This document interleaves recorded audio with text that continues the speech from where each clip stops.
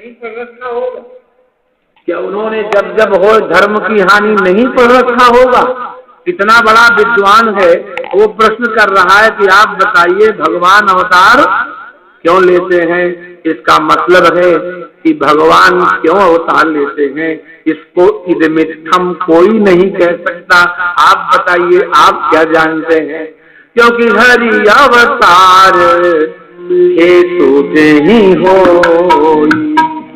हरि अवतार हेतु ही हो,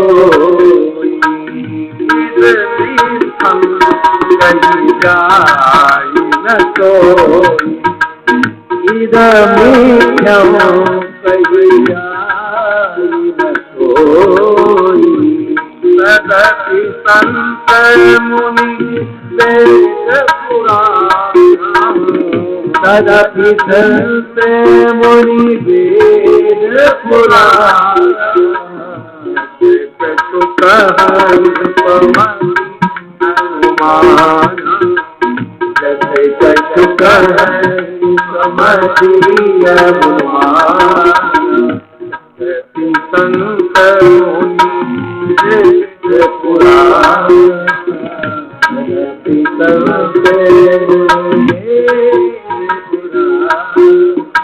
संतों ने, मुनियों ने, वेदों ने, पुराणों ने भगवान के अवतार के बारे में जो कहा है वह स्वमति अनुमाना, अपनी अपनी बुद्धि के ही अनुसार कहा है। इदमित्थम तो कोई नहीं कह सकता, माने ये इसीलिए हुआ, ऐसा नहीं।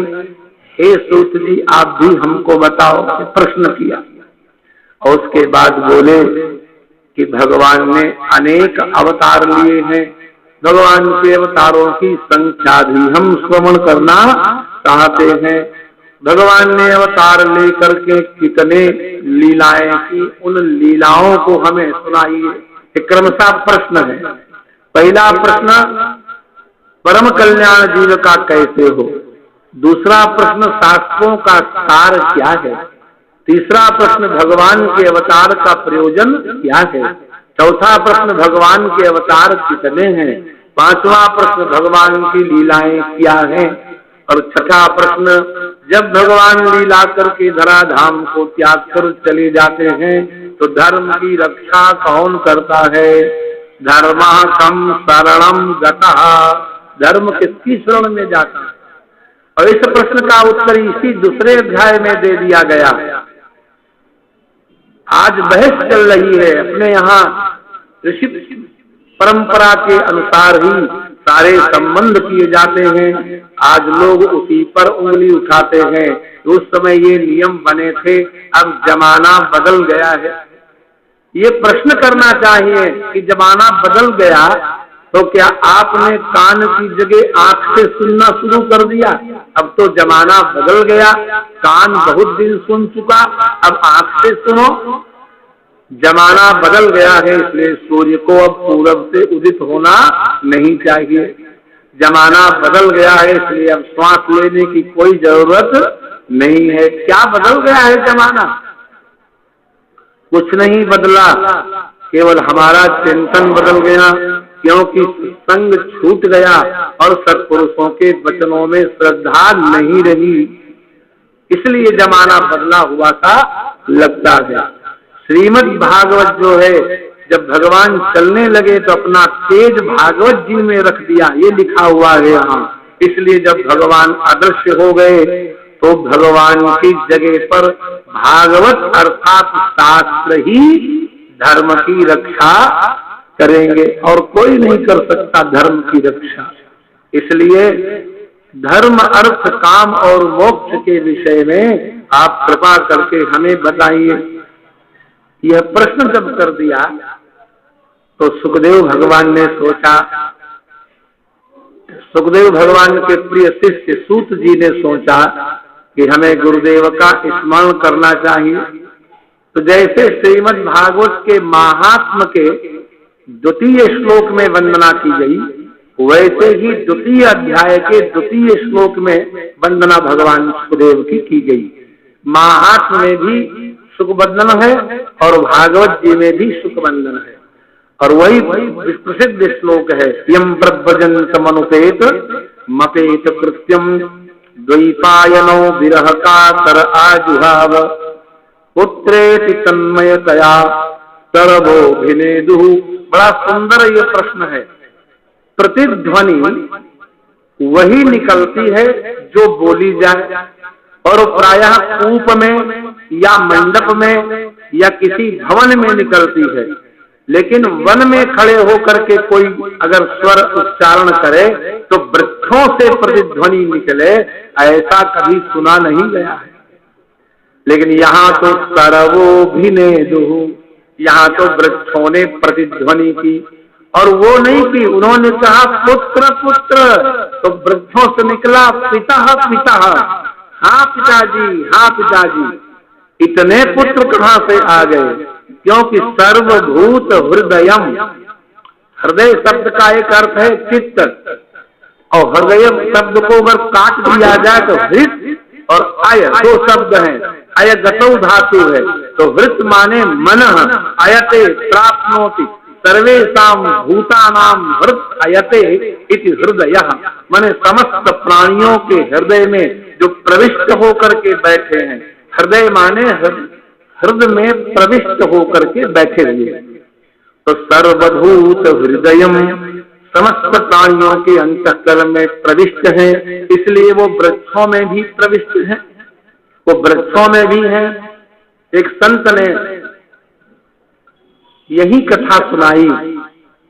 श्री बांके बिहारी जी की बगीची है आगे रेलवे लाइन के पास। पुरानी बात है, वहां एक लता एक वृक्ष के ऊपर ऐसी छा गई कि वृक्ष की वृद्धि रुक गई। मंदिर के अधिकारी गए, उन्होंने देखा है वृक्ष की बाढ़ रुक गई है, तो माली से कहा कि इस लता में कोई फलादि भी नहीं लगते हैं, कोई बढ़िया पुष्प भी नहीं लगते, आप इस लता को काट दो जिससे कि यह वृक्ष सुरक्षित बच जाएगा, नहीं तो लता इसको नहीं बढ़ने देगी। माली ने कहा जो आज्ञा सरकार। अब वो आकर के विश्राम किए। अर्धरात्रि में उनके पास एक देवी आई सोते समय और कहती है कि आपसे हमारा क्या बैर है, मैं जयपुर की ब्राह्मणी हूँ, लता बन करके यहाँ वृंदावन में भजन करने आई हूँ, आप मुझे क्यों कटवाना चाहती? उठ करके बैठ गए।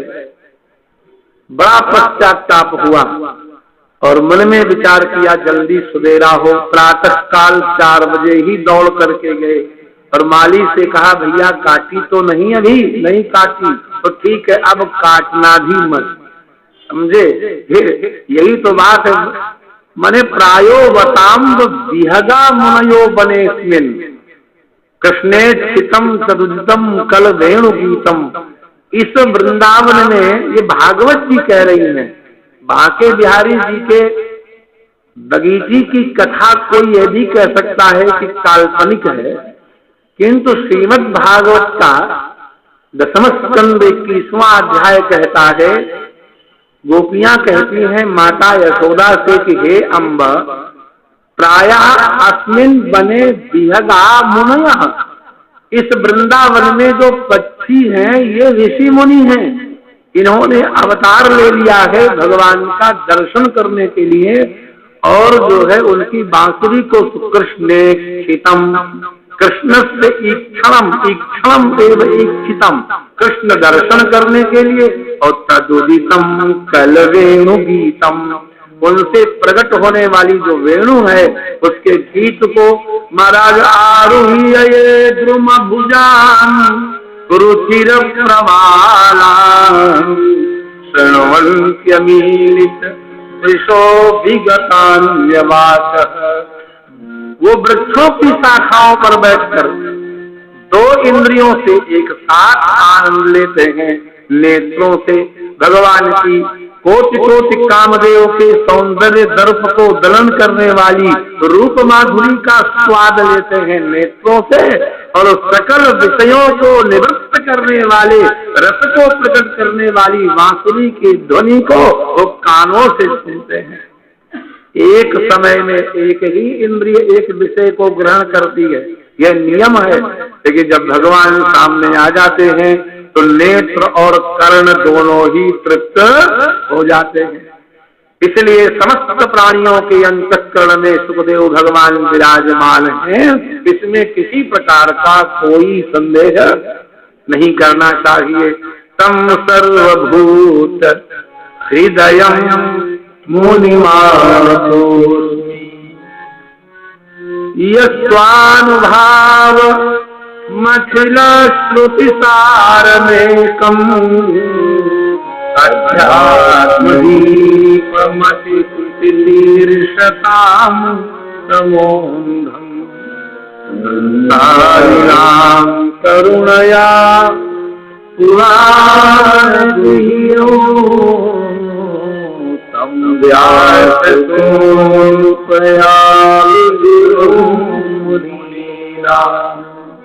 भगवान सुखदेव ने जो संसारी लोग हैं, वैसे तो एक वाणी बहुत वाक्य प्रसिद्ध है, विज्ञावताम भागवते परीक्षा, लेकिन भागवत किसके लिए लिखी गई और किसके लिए बांटी गई, ये दोनों बातें लिखी हैं। प्रथम स्कंद में ही देवर्षि नारद जब वेदव्यास को उपदेश करने आते हैं तो क्या कहते हैं, बड़ी सुंदर बात है। बोले कि जो आत्मज्ञानी है वो तो निवृत्ति से ही वेद तुम विभो अनंत पारस्य निवृत्ति तत्सुखम। जो ज्ञानी है वो अनंत परमात्मा के रूप अथवा महात्म्य का अनुभव निवृत्ति से कर लेंगे। अरे भाई, निवृत्त कौन होगा, संसार को कौन छोड़ेगा? जिसको ये पक्का पता लग जाए कि ये एक दिन तो छोड़ ही देगा। जो आदमी पक्का छोड़ने वाला हो, ये उससे कौन प्रेम करेगा? अंतभूतो ही तजेंगे पामर तू न तजे अब ही से मन पति सही है अब मन पति सही है अब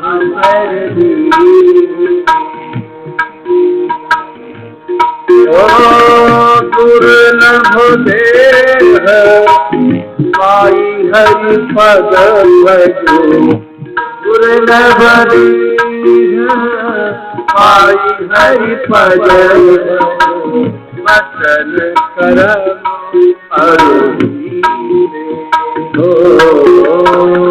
वचन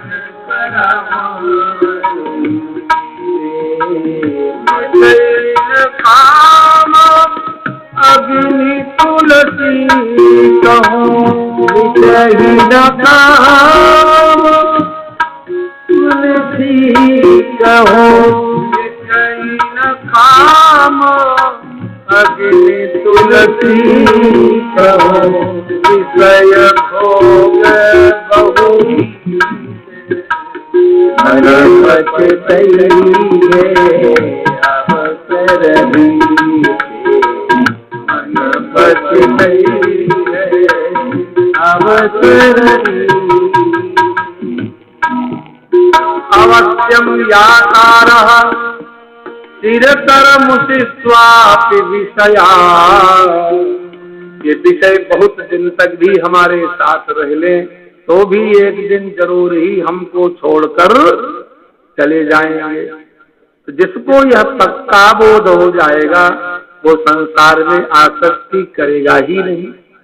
तो वेदव्यास कहते हैं, से नारद जी कहते हैं कि जो विचक्षण है वो तो संसार का त्याग अपने विवेक से कर लेंगे, लेकिन जो लोग संसार में भटक रहे हैं वो कैसे पार हों? इसलिए प्रवर्तमानस्य गुणैरनात्मनः ततो भवान् दर्शयते स्थितं विभो।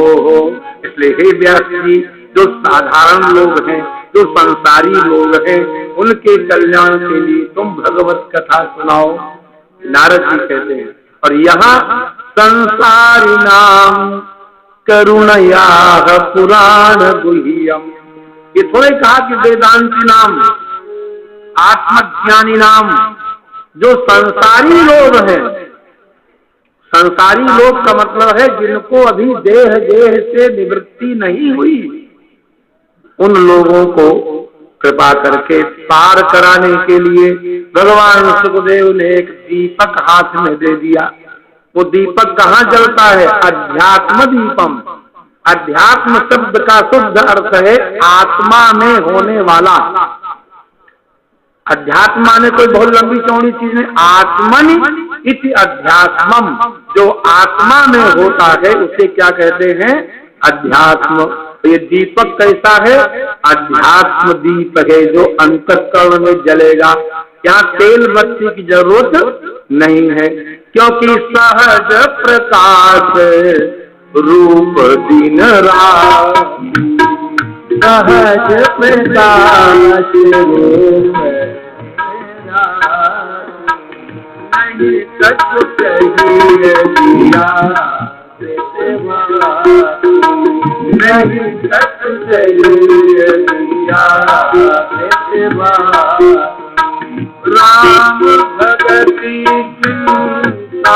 मणि सूधे, राम भगति मणि सूधे, वसई गरुरे जागे, वसई गरुरे जागे,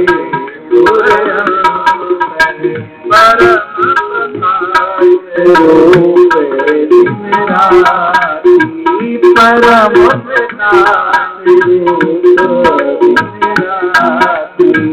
नहीं सच चाहिए दिया, नहीं सच चाहिए दिया।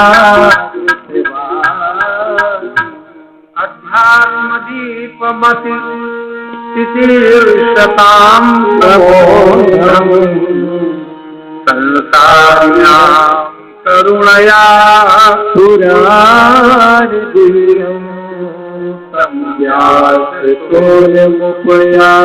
गुरु मुनीना। भगवान सुखदेव को प्रणाम है, जिन्होंने करुणा करके यह दीपक संसारी लोगों को दे दिया।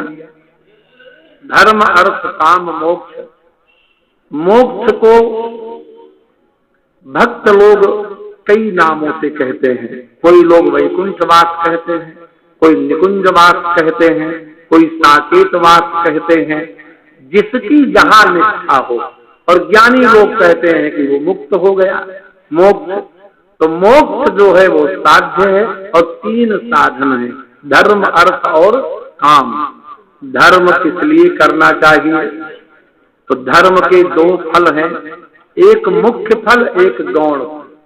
धर्म का मुख्य फल है भगवत प्राप्ति या निकुंज निवास या मुक्ति या वैकुंठवास या गोलोकवास। जो जिसकी निष्ठा हो वो अंतिम है, ये धर्म ही का फल है। और धर्म का जो द्वितीय फल है वो संसार के सुखों की प्राप्ति है।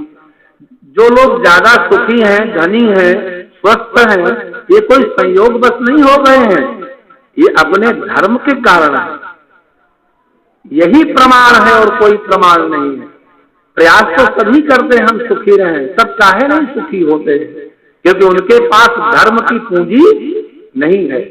तो धर्म से चाहो तो भगवत प्राप्ति कर लो, और चाहो तो नाना प्रकार के महाराज संपत्तियों को इकट्ठा कर लो। जिमी सरिता सागर पही जाई, जरा विचार करें मनीषी जन, अनंत अनंत जल राशि को निरंतर नदियां सागर में डाल रही हैं कि नहीं? विचार करें। और जब से सृष्टि हुई है तब से डाल रही है। तो इतना मधुर जल इतनी मात्रा में सागर में पहुंच गया, न तो 1 इंच सागर बढ़ा और न एक तोला पानी मीठा हुआ, तो नदियों के आने से सागर को क्या मिला? बोलो राधे राधे। विचार करो, या तो उसकी जलराशि बढ़ जाती तो सागर नदियों से कहता थैंक यू, या थोड़ा पानी मीठा हो जाता तो कहता भाई आप आई बहुत अच्छा हुआ। कोई लाभ नहीं हुआ। तब नदियां वहां जाती हैं तो क्यों जाती हैं? नदियों से पूछा गया तो नदियां कहती हैं और हमारा कोई आश्रय ही नहीं है, हम जाएं तो कहाँ जाएं? यद्यपिता ही कामना नहीं, सागर को कोई कामना नहीं है। ऐसे ही सुख और संपत्ति जब चलती है तो कहाँ जाए? तो जहाँ धर्मात्मा लोग रहते हैं उन्हें कामना हो या न हो, लेकिन वो तो और कहीं जा ही नहीं सकती। जिमी सरिता सागर में जाई, यद्यपिता ही कामना, जिमी सुख संपत्ति भी नहीं बुलाई।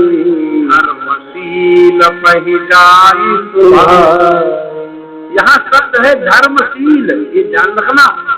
एक धर्मात्मा होता है, धर्मशील होता है। मेरे सुनो राधे राधे। जैसे कोई सज्जन चले और कहा चलो हम वृंदावन चलते हैं, तो एक बजट बना के चलते हैं, 20,000, 50,000, 1 लाख, इतना दान कर देंगे, इतना गेस्ट हाउस में दे देंगे, इतने के कम्बल बांट देंगे, इतने का भंडारा करा देंगे, और जब पैसा खत्म हो जाएगा तो रिटर्न में टिकट ले लेंगे। बोलो राधे राधे। अब जब अपने घर वो जाएंगे और उनसे कोई कम्बल लेने वाला आ जाए तो कहेंगे भाई हम तो अपने हिस्से का कर आए बस। तो धर्मात्मा तो है लेकिन वो धर्मशील नहीं है। उसके जीवन में ये बात नहीं है। उसने एक अपना कोटा बना रखा है, बजट बना रखा है कि इतना इसमें खर्च करना है, इतना इसमें खर्च करना है।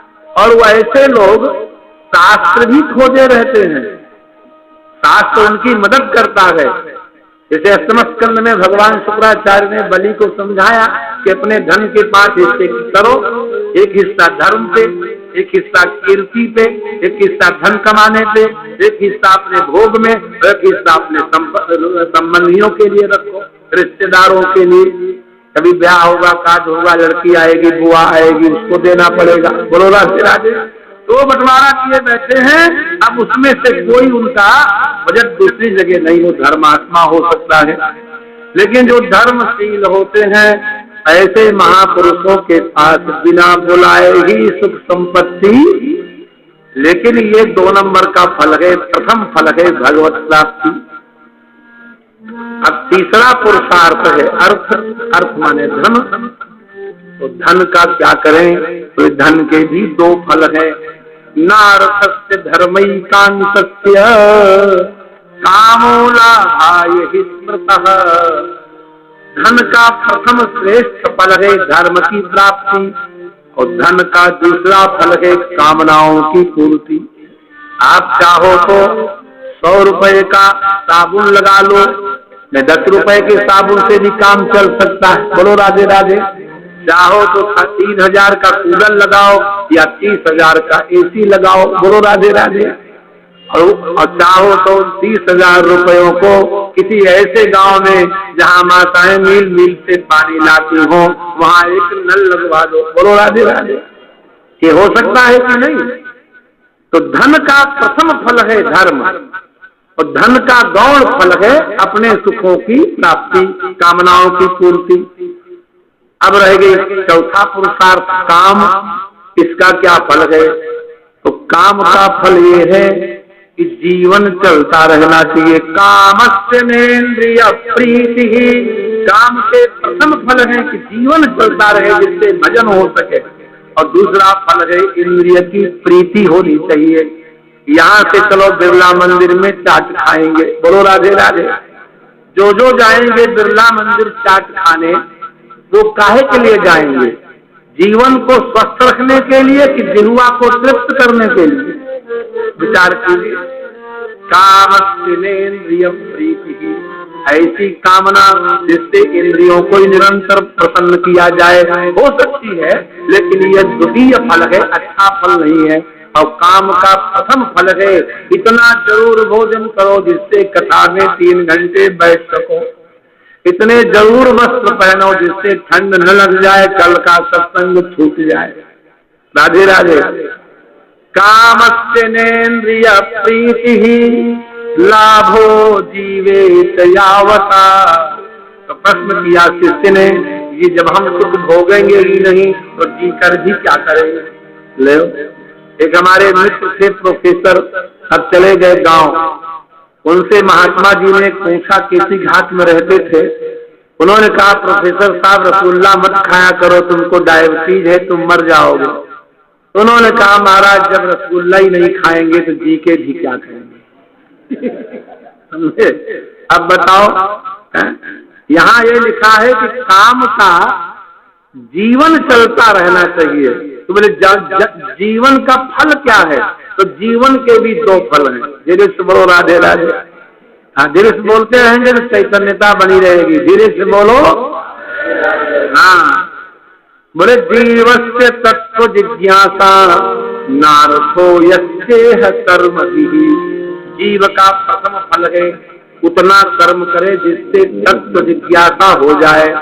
आया है तू कहाँ से और जाएगा कहाँ, आया है तू कहाँ से और जाएगा कहाँ।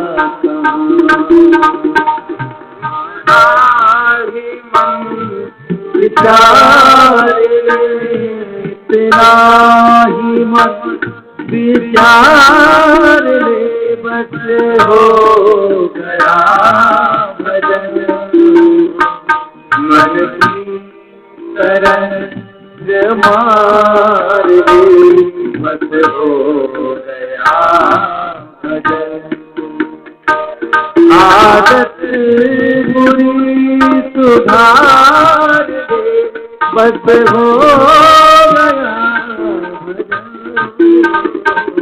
मन की तरंग मार दे, बस हो गया भजन।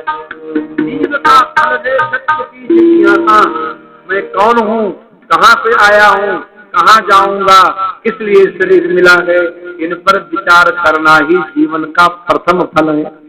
और दूसरा फल नार्थो यस्येह कर्म भी।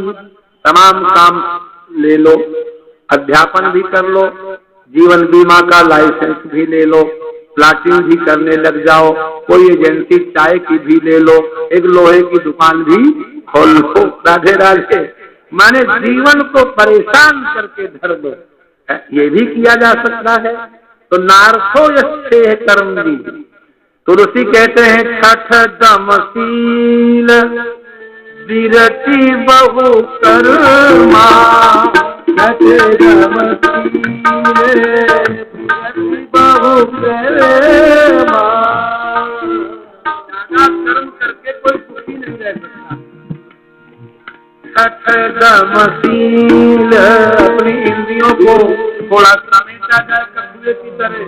विरति बहु कर्मा निरत निरंतर सजन धर्मा, निरत निरंतर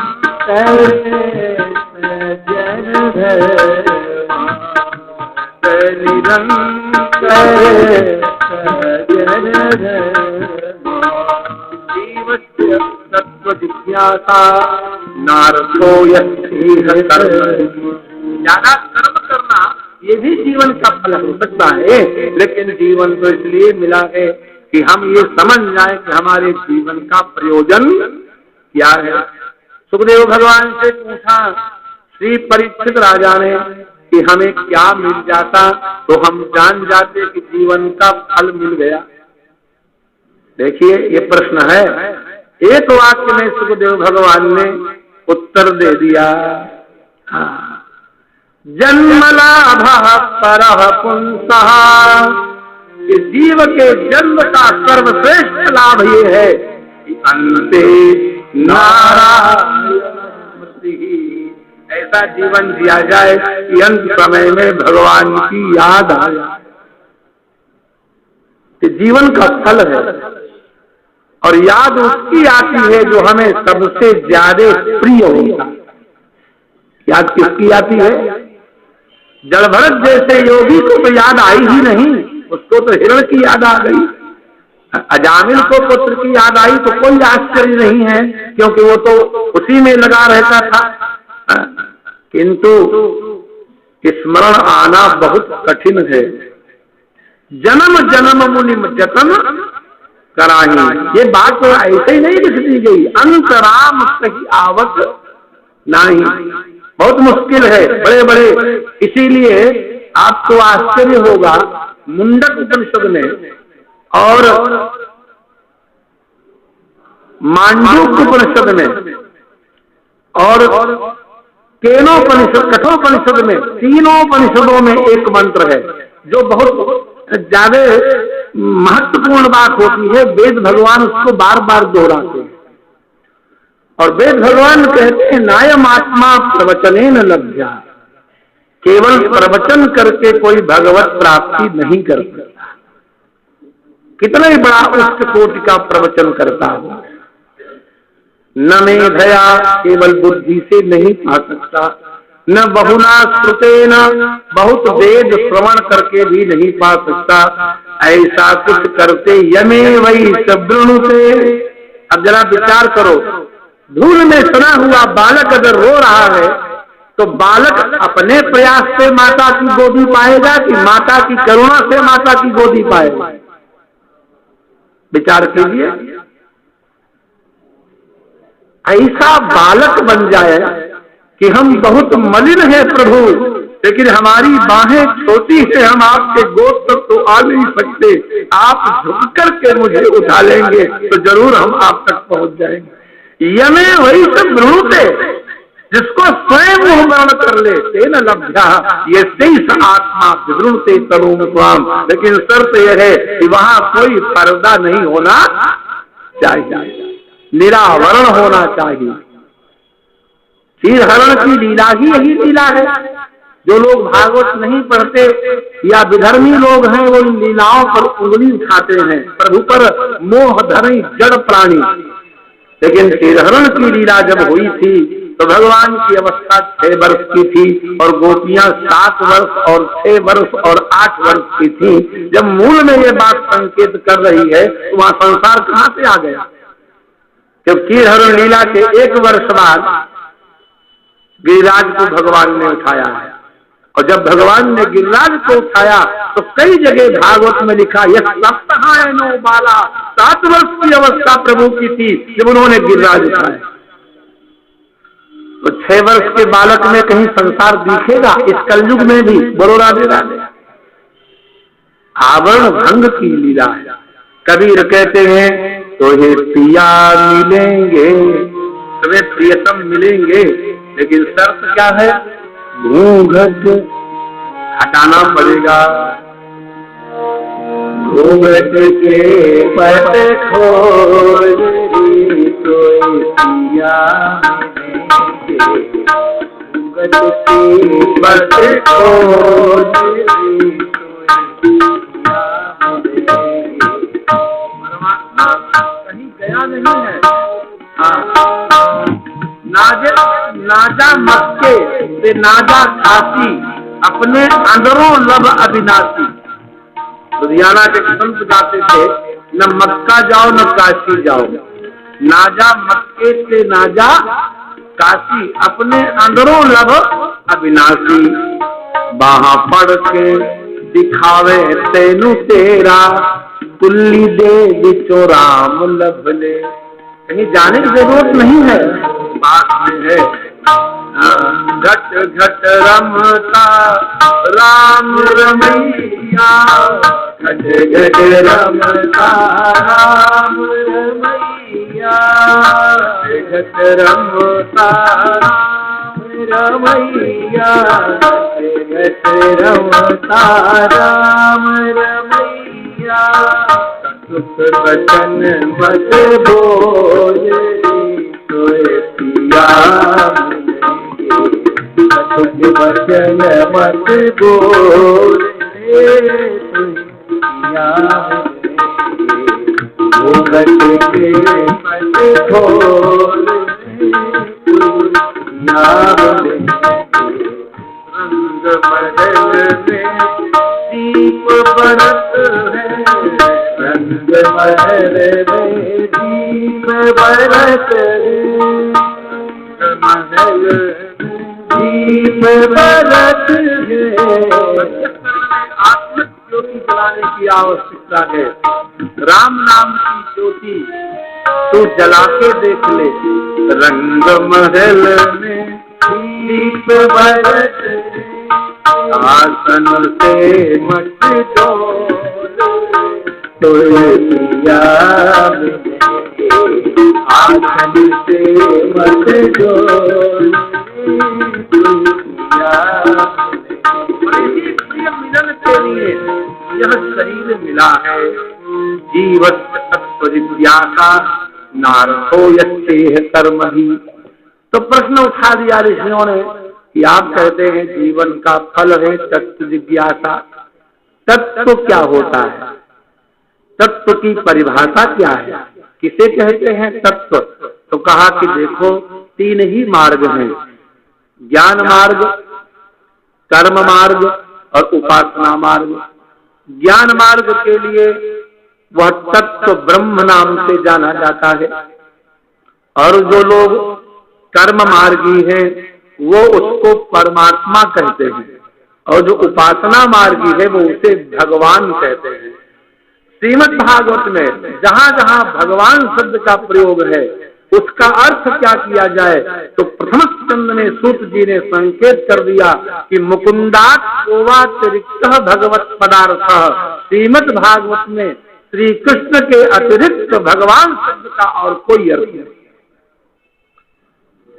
भगवान के शब्द से वह परमात्मा वही ब्रह्म है, वही ईश्वर है और वही भगवान है। उदाहरण के तौर पर जैसे जल विद्युत बनती है, इससे लगता है कि जल में विद्युत है। अगर जल में विद्युत न होती तो हम वर्षा ऋतु में पढ़ते हैं अमुक जगह बिजली गिर गई और वहां लोग इतने जल गए। आपने भी सुना होगा। तो बिजली वो मेघ संघर्षण से ही तो होती है, जल में बिजली रहती है। लेकिन वो जल जब बरसता है अथवा जो तालाब में भर जाता है उसमें हम डुबकी लगाते हैं तो हमें बिजली का न कोई गुण मिलता है और न कोई आकार मिलता है। इसका मतलब जल में जो विद्युत है वो निर्गुण निराकार है। ऐसे ही ब्रह्म है निर्गुण निराकार। वही बिजली जब तार में आ गई तो सगुण निराकार हो गई। तार देख के नहीं लगता कि इसमें कुछ है, लेकिन छुओ तो गुण मालूम पड़ता है। कभी न छुआ हो तो कभी छू के देखना। हाँ, उसका बड़ा मधुर गुण है, राधे राधे, है ना। तो तार की बिजली कैसी हुई? सगुण निराकार। और जल की बिजली कैसी हुई? निर्गुण निराकार। और वही बिजली जब बल्ब में आ गई तो सगुण साकार हो गई। इसी प्रकार से जो व्यापक है, जो ब्रह्म है, जो विरज है, जो बागीश है, जो शुद्ध है, जो बुद्ध है, जो अनंत है, जो अद्वैत भेद है, वही ब्रह्म है। और वह ज्ञान मार्गियों के लिए तत्व कहा जाता है। इसीलिए सत्यम ज्ञान अनंतम ब्रह्म श्रुति कहती है। ब्रह्म अनंत है, ज्ञान सत्य है, जीवो ब्रह्मैव नापरा, जीव ही ब्रह्म है। और सर्वम खलु इदम ब्रह्मा, ये सारा संसार क्या है? ब्रह्म है। ये ज्ञान मार्गी लोग कहते हैं। और जो कर्म मार्गी हैं वो लाल नहीं लगाना चाहते, लड्डू गोपाल को नहीं वो भोग लगाना चाहते। वो तो बस खाली बैठे हैं, अनुष्ठान कर रहे हैं, कर्म कर रहे हैं। कोई चमत्कार होगा, कोई ईश्वर आएगा हमको वरदान दे जाएगा। ये कर्म मार्गी हैं। और जो उपासना मार्गी हैं वो तो केवल अपने भगवान का दर्शन करना चाहते हैं। हे ऋषियों, उस तत्व को चाहे तुम ब्रह्म मान लो, चाहे तुम परमात्मा मान लो, चाहे तुम भगवान मान लो, जहां तुम्हारी निष्ठा हो। और उसी निष्ठा की पूर्ति के लिए भगवान स्वयं नाना प्रकार के अवतार लेते हैं। उन परमात्मा के स्वरूप को पहचानना बहुत कठिन है। जब भगवान ने अवतार लिया तो सबने थोड़े पहचान पाया। दुर्योधन क्या भगवान को भगवान मानते थे? शिशुपाल क्या शिशुपाल को भगवान को भगवान मानते थे? क्या रामावतार में अगर भगवान मानते तो काहे लड़ाई करते? इससे सिद्ध होता है कि कोई संत मिले तो जरूर जो है ये रूप समझ में आए। पश्यन्त्यदो रूप मद्रभ चक्षुषा, जो विशाल नेत्रों वाले हैं, अदभ्राणि विशालानि अनंतानि नेत्राणि एकान्ते तादृशः सन्तः एव अधः रूपम पश्यन्ति, वही परमात्मा के रूप को देख सकते हैं। सहस्र पादोर्भुजाननाद्भुतम्, भगवान असंख्य भुजाओं वाले, असंख्य चरणों वाले, असंख्य नेत्रों वाले, असंख्य कानों वाले हैं। वो नाना प्रकार के अवतार भी लेते हैं। तुमने पूछा भगवान कितने अवतार लेते हैं, तो हम आपको हे ऋषियों सूत जी कहते हैं कुछ अवतारों की चर्चा करते हैं। सैव प्रथमम, पहले कौमार सर्ग में उन्होंने सनक सनंदन सनातन और सनत कुमार के रूप में ब्रह्मचर्य की अखंड महिमा बताने के लिए अवतार लिया। दूसरी बार जब ये धरती रसातल में चली गई तो वाराह भगवान के रूप में प्रकट हो गए। उसके बाद जब ऋषि सर्ग आया तो देवर्षि नारद के रूप में तीसरी बार प्रकट हुए, और फिर धर्म कला सर्ग में चौथी बार वही नर नारायण के रूप में प्रकट हुए। वही भगवान कपिल के रूप में प्रकट हो गए देवहूति माता के यहाँ, और वही भगवान छठी बार अत्रि के पुत्र बन करके दत्तात्रेय के रूप में प्रकट हो गए। आकृति नाम के एक देवी थी जो देवहूति की बहन मनु की पुत्री थी। रुचि प्रजापति के साथ उनका विवाह हुआ था, इसलिए उनके गर्भ से भगवान यज्ञ प्रकट हुए थे। यज्ञ भगवान और दक्षिणा देवी दोनों ही रुचि प्रजापति की संतान है। ये 7वां अवतार है। वही प्रभु 8वें बार नाभि राजा के घर में मेरु देवी के गर्भ से ऋषभदेव के नाम से प्रकट हो गए।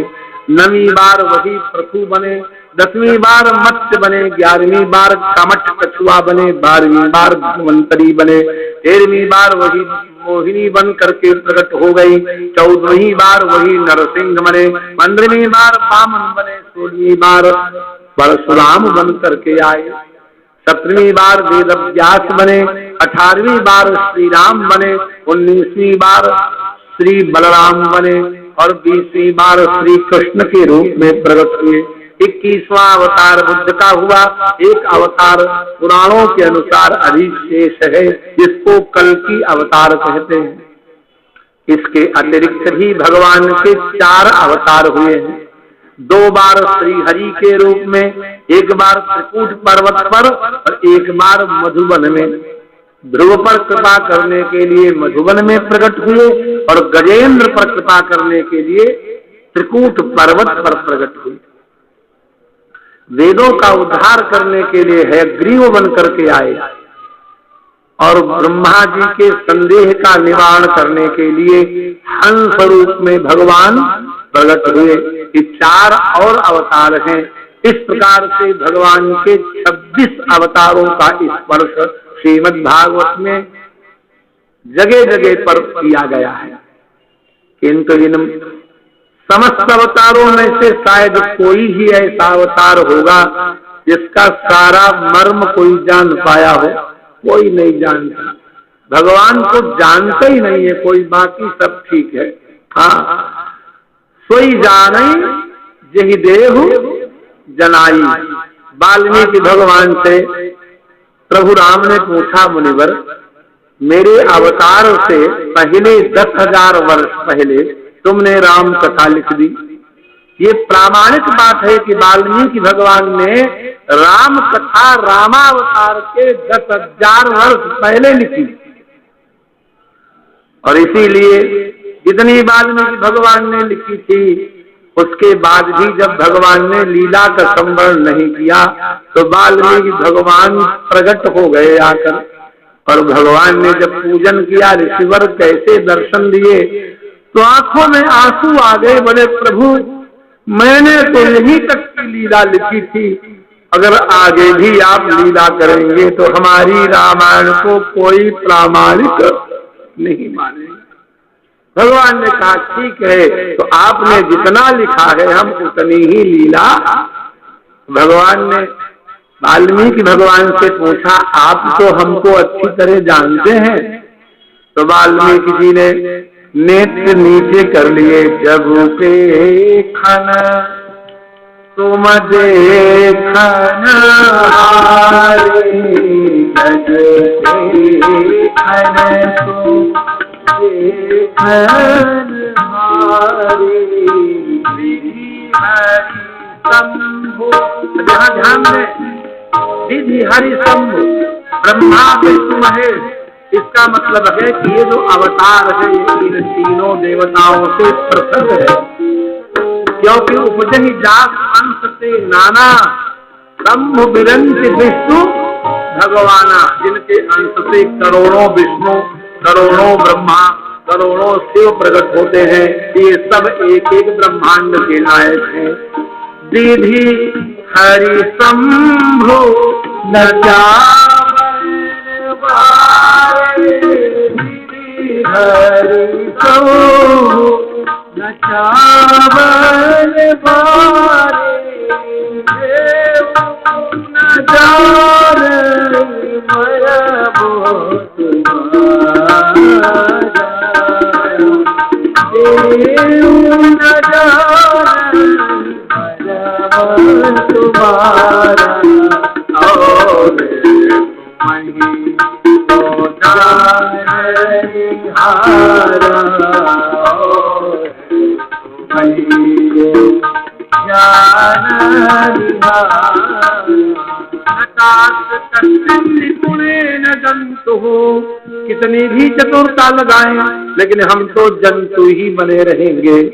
बोले अवैति जंतु को मनीष ऊती, उनकी माया को अल्प बुद्धि जीव नहीं जान सकता। नामानि रूपाणि मनोवचो भी संतन्वतो नटचर्या। हमारे बचपन में गांव में डमरू बजाने वाले मदारी आया करते थे, हो सकता है आपने भी देखा हो। आकर के दरवाजे पर डमरू बजाया, कहीं चौपाल के पास 10-20 लड़के इकट्ठे हो गए। उसने अपनी जाजम बिछा दी, एक खोपड़ी निकाल के रखी, कुछ मालाएं रखी, कुछ कौड़ी रखी, कुछ सींग रखे, अपनी दुकान सजाई, डमरू बजाई, भीड़ हो गई। उसके बाद उसने नाना प्रकार के मायावी प्रपंच दिखाना शुरू किया। बोले बच्चे बजाओ ताली, बच्चों ने ताली बजाई, सबके सामने से हाथ खोल दिए। बच्चों, हमारे हाथ में कुछ है, कुछ नहीं है। सबके सामने मुट्ठी बंद की, 4 बार घुमाई। गुरु की भक्ति, मंत्र की शक्ति, या काली कलकत्ते वाली मेरा वचन जाए खाली। उठो दंग कर छिका हो गर्रन कीन पयान, 2 बार किया और जैसे ही खोला दोनों हाथों में 1-1 रुपया निकल आया। ये जादू देखा किसी ने कि नहीं देखा? अब आप सच सच बताओ, ये रुपया कहाँ से आया? आपको मालूम पड़ पाया? ऐसे ऐसे करो, नहीं मालूम पड़ा तो जो दरवाजे डुगडुगी बजा करके अपनी माया दिखाता फिरता है, उसकी माया भी जब हमारी समझ में नहीं आती तो मायाधीश की माया हमारी समझ में कैसे आए? लोग कहते हम जान गए तुमको, सोई जान ही देगी देवी सोई जान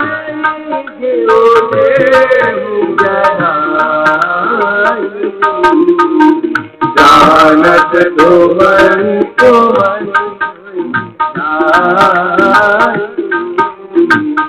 जानत तुमन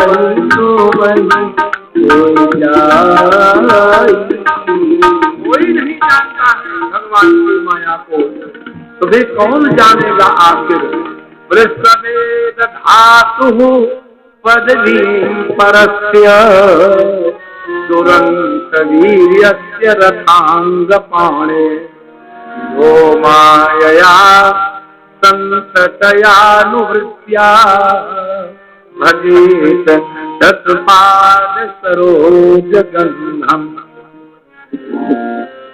मुकुंद माधव गोविंद गोपेश माधव हरि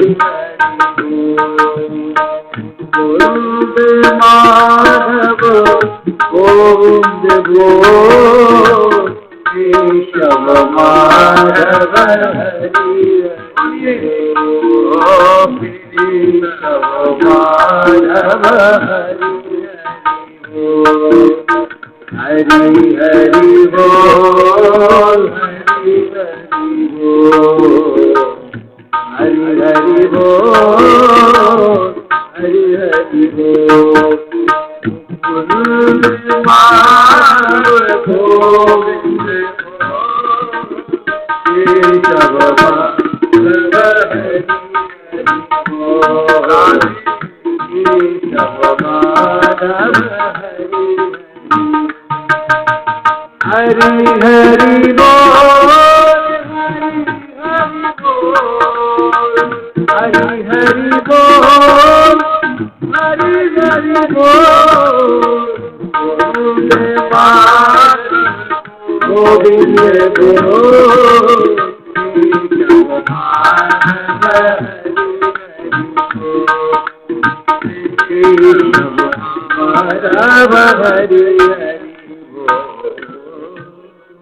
कौन जानेगा भगवान की माया को। तो उपाय बता दिया, यो मायया यह अमायया और संततया, दो विशेषण दे दिए भक्ति के। भक्ति की दो कंडीशन, भक्ति की दो शर्त हैं। पहली निष्कपट हो, निश्चल हो, और दूसरी संतत निरंतर हो। पुराने जमाने में तेली लोग बैल का कोल्हू चलाते थे, लकड़ी का कोल्हू होता था। जब निचोड़ चुकता था तेल तो वे कोठरी के अंदर होता था, वहां कोई वायु प्रवेश नहीं होता था। तो एक पतली सी जो धार होती थी पीली पीली तेल की, वो थरथराती नहीं थी, टूटती नहीं थी, हिलती नहीं थी, लगता है कोई सोने का तार खड़ा है।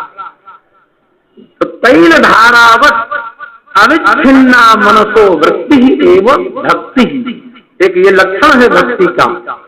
तेल की धार की तरह बिना टूटे, बिना कांपे, बिना थरथराए जो मन की वृत्ति है परमात्मा के चरणों में, उसी को भक्ति भी कहते हैं। तो यो मायया, जो अमाया से, और संततया, संततया निरंतर। ये नहीं कि हम संडे मंडे भजन करेंगे, धीरे से बोलो राधे राधे, ये कोई टाइम टेबल नहीं है। वो तो मन से भजन होने लग जाता है, रोम रोम से। एक संत ने एक जगह लिखा,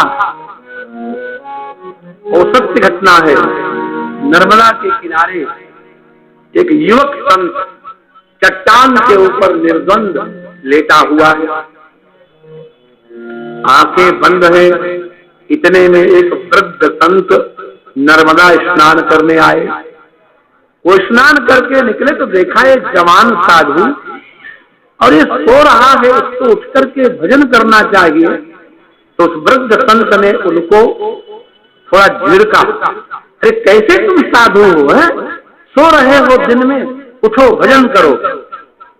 तो उस युवक साधु ने उस वृद्ध संत को इशारे से अपनी ओर बुलाया, और जैसे पास में आया अपनी उंगली उसके कान में डाल दी। और जैसे ही कान में उंगली गई तो लगा कोई माइक्रोफोन बोल रहा है, श्री राम जय राम। अब बूढ़ा साधु चकित हो गया कि इसके उंगली मशीन लगी है क्या। झट उंगली हटाई, दूसरी उंगली लगाई, वैसे ही आ रहा था स्वर, पूरे शरीर में कान रगड़ता घूमा। चोटी से लेकर तलवे तक श्री राम जय जय राम निकल रहा है। भजन की यह पराकाष्ठा है। ये जनाबाई की कथा कोई मिथ्या गल्प नहीं है, ये सत्य है कि मेरा कंडा उठाइए उपला और कान के पास हिलाइए, जिस उपले में विट्ठल विट्ठल की आवाज आएगी समझ लेना वही कंडा मेरा है, वही उपला मेरा है। यो मायया संततयानुवृत्त्या भजेत तत्पाद सरोज गंधम। उस परमात्मा के चरण कमलों का सौरभ पराग हमारी नासिका में निरंतर जाता रहे, हम उसे भूल न पाए, तो समझ लीजिए कि उस स्वाद से सुवासित आत्मा जिसकी हो जाएगी उसको माया कुछ भी नहीं कर सकती है। तब होगा क्या? तो बोले माया खलु नर्तकी बिचारी और श्री रघुवीर ही भगति प्यारी। अब नाचने वाली कितनी भी सुंदर हो, जरा विचार करो, हाँ, लेकिन उसको कोई यज्ञ में नहीं बिठाता। आजकल की जितनी नर्तकियां हैं वो चाहे बहुत धनवान हो और यहाँ आने पर हम लोग सब कथा छोड़ के उनको देखने लग जाएं, लेकिन उन श्रेष्ठ नर्तकियों को जो हॉलीवुड बॉलीवुड की कही जाती हैं, क्या कोई भी व्यक्ति सनातन धर्मी उनके साथ गांठ जोड़ करके यज्ञशाला में बैठेगा? बोलो राधे राधे। तब आपके मन में आएगा कि यम काचित नर्तकी, ये तो नर्तकी है, इसका प्रवेश यज्ञशाला में हमारे साथ नहीं हो सकता, क्योंकि श्री रघुवीर ही भगति प्यारी और माया खलु नर्तकी प्यारी। जैसे महारानी के सामने कोई औकात नहीं है नाचने वाली की, ऐसे भक्ति के सामने माया की कोई औकात नहीं है, वो उसकी ओर देखते भी नहीं है। फिर ऋषियों ने कहा प्रभु ये हमारे जीवन में कैसे उतरे? भागवत जी तो एक आदर्श प्रश्नोत्तर भी होते रहते हैं, हमारे जीवन में कैसे आवे? तो भगवान सुखदेव के प्रिय शिष्य सूत जी ने कहा इदम भागवतम नाम पुराणम ब्रह्म संहितम। अब देखिए, अभी माया की चर्चा चल रही थी, जीव की चर्चा चल रही थी, भगवान के अवतारों की चर्चा चल रही थी, एकदम भागवत की प्रशंसा कैसे शुरू हो गई? तो उसकी यही संगति है। जब ये कहा गया कि आप निष्कपट होकर के निरंतर भगवत भजन करो तुम माया से पार हो जाओगे, तो मानो ऋषियों ने प्रश्न किया उसका साधन तो होना चाहिए। तो कहा इदम भागवतम नाम पुराणम ब्रह्म संहितम। ये भागवत नाम का जो पुराण है ये वेद तुल्य है। इसमें उत्तम श्लोक चरितम चकार भगवान ऋषि, इसमें श्री कृष्ण के चरित्र का वेदव्यास भगवान ने निरूपण किया गया है। इससे संसार का परम कल्याण हो जाएगा। इस कथा को सूत जी कहते हैं मैंने गंगा के किनारे राजा परीक्षित के साथ ही बैठ करके सुना था। अहम साध्यगमं तत्र प्रविष्ट तदनुग्रहात् सोहम श्रावयिष्यामि यथाधीतं यथा।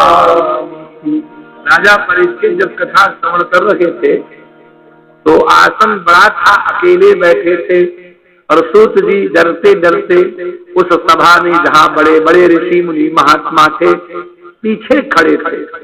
तो सूत जी ने गुरुदेव को वहीं से प्रणाम किया और गुरुदेव ने देख लिया, वहीं से बुला लिया, आजा आजा। तो जब गुरु जी ही कह रहे हैं आजा तो फिर सबने अपने अपने घुटने उठा लिए, रास्ता दे दिया। प्रविष्ट तदनुग्रहात्, तदनुग्रहात् प्रविष्ट, गुरुदेव की कृपा से मैं उस सभा में प्रविष्ट हो गया और जा करके मैं वहीं पर बैठ गया जहाँ राजा परीक्षित बैठे थे। उसी कथा को जो हमने श्रवण किया है, श्रावयिष्यामि यथाधीतं यथामति। अब परीक्षित का अवतार हो गया, परीक्षित के साथ मैंने कथा सुनी। सोई शौनक जी ने प्रश्न कर दिया, हे सूत जी, आप तो वक्ताओं में बड़े श्रेष्ठ मालूम पड़ते हैं। भगवान सुखदेव ने कथा जो तुम्हें सुनाई वो तो तुम हमें सुनाना, लेकिन हमें कुछ संदेह है, संदेह निवारण करते चलना पड़ेगा ना राधे राधे। इसीलिए लिखा है तस्मात् गुरुं प्रपद्येत, ऐसे गुरु के पास जाए जिज्ञासु। बोले कैसा गुरु? बोले शाब्दे परेश निष्णातम, जो शब्द ब्रह्म और परब्रह्म दोनों में पारंगत हो। अगर वो शास्त्र का विद्वान नहीं होगा तो शिष्य के संदेह का निवारण नहीं कर पाएगा, और अगर वो ब्रह्मज्ञानी नहीं होगा, ब्रह्मनिष्ठ नहीं होगा, तो अपने ज्ञान को शिष्य में उतार नहीं पाएगा। श्रीधर स्वामी कहते हैं कि शब्द ज्ञानाभावे संदेह निराशो न स्यात्, और ब्रह्मनिष्ठत्वाभावे बोध संचारो न स्यात्। ब्रह्मनिष्ठ नहीं होगा तो शिष्य में ज्ञान का संचार नहीं होगा, और अगर वो शब्दनिष्ठ नहीं होगा, बड़ा भारी विद्वान नहीं होगा, तो संदेह निराशो न स्यात्, तो उसके संदेह का निराकरण नहीं कर पाएगा। तो यहाँ भी संदेह कर दिया। क्या संदेह किया? सुखदेव भगवान ने 7 दिन कथा सुनाई। अरे 7 दिन कैसे सुनाई जी? वो तो सगोदोहनमात्रम ही गृहे सुगृह में धिनाम, वो तो गृहस्थों के पास उतनी ही देर रुकते थे जितनी देर एक छोटी गाय दुही जाए।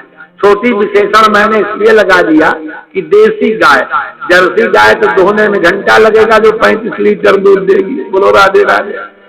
इसलिए छोटी गाय जितनी देर गोदोहन होता है उतनी देर रुकते थे। फिर वो 7 दिन तक कथा सुना सके, क्या संयोग बना? एक प्रश्न। और दूसरा, राजा परीक्षित तो युवक थे। अब देखिए, राजा परीक्षित की आयु 60 वर्ष है जब कथा श्रवण करने गए, और सूत जी से शौनक जी कहते हैं युवई सतोष्टु महो साहसी, वो युवक थे। मैंने 60 वर्ष में आजकल गवर्नमेंट रिटायर कर देती है, और पुराने जमाने में 60 वर्ष से तो असली जवानी आती थी। मेरे सुनो राधे राधे। हाँ, ये जमाना था। अब घास लेती तो था नहीं, जीवन शुद्ध वाला था। राजा दशरथ जी के घर में जब भगवान प्रकट हुए थे उस समय उनकी आयु 60,000 वर्ष थी। जरा सोचिए, नंद बाबा बूढ़े कहे जाते हैं। जब भगवान ने अवतार लिया और 125 वर्ष प्रभु धराधाम पर रहे, लेकिन धराधाम छोड़कर जब चले गए तब नंद बाबा ने अपने शरीर का त्याग किया, तब यशोदा माता ने अपने शरीर का त्याग किया।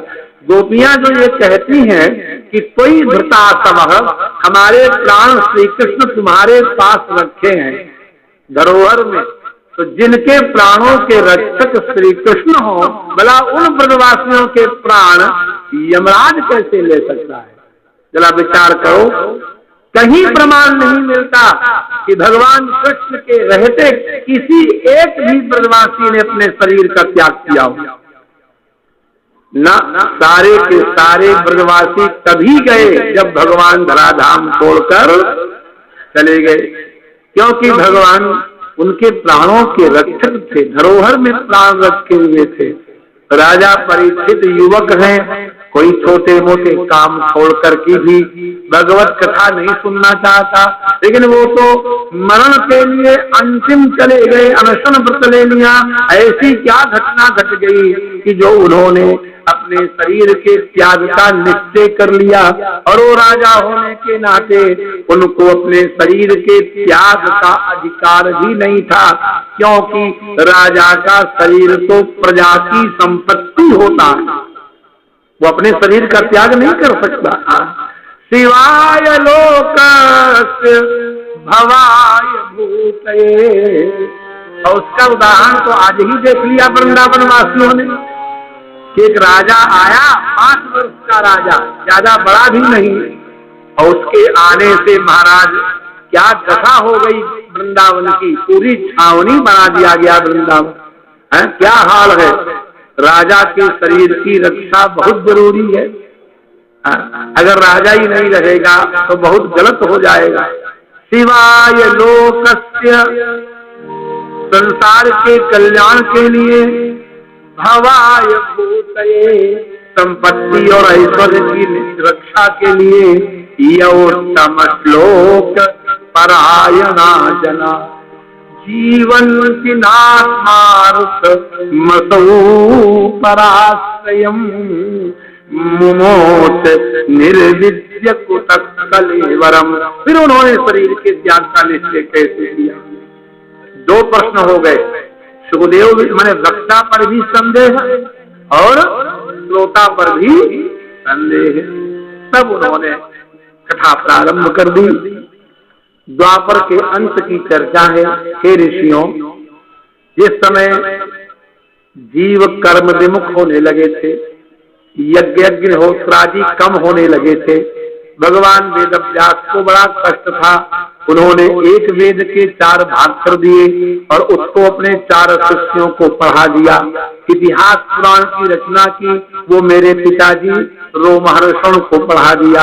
और उसके बाद भी उन्हें जब शांति नहीं मिली, अपने आश्रम में बैठे थे, तो भगवत कृपा से संत विशुद्ध मिलहि परिते ही, चितमहि राम कृपा करि जेहि। संत ढूंढे से नहीं मिलता है, भगवत कृपा हो जाए तो संत भी मिल सकते हैं।